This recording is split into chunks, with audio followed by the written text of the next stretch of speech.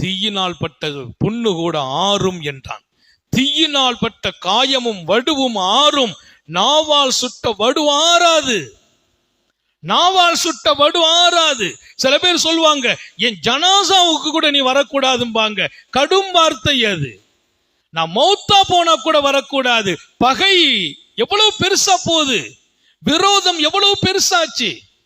பெத்த மகனை பார்த்து தகப்பனார் சொன்னார், என் ஜனாசாவுல நீ கலக்க கூடாது.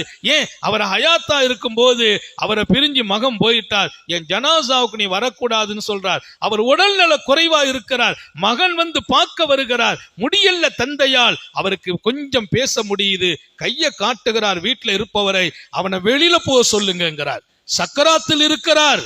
அப்போதும் மகன் வந்த போது வெளியே அனுப்புங்கள். அந்த தகப்பனார் குற்றவாளி என்று நான் சொல்லவில்லை, அவர் மனம் எவ்வளவு காயப்பட்டு இருக்கும் என்று கேட்கிறேன். இப்போதும் மன்னிக்க மனம் வரவில்லை என்றால் எவ்வளவு காயம்.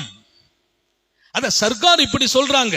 நபிகள் நாயகம் ஸல்லல்லாஹு அலைஹி வஸல்லம் அந்த காலமாட்ட மீண்டும் உள்ள போக சொன்னால் அது போக முடியாது. வெளிப்படுத்தின வார்த்தை அந்த வார்த்தை தான், வெளிப்படுத்தினது தான், அது காயமாக்கி விடும். அதனால்தான் விரோதங்கள் வளருகிறது.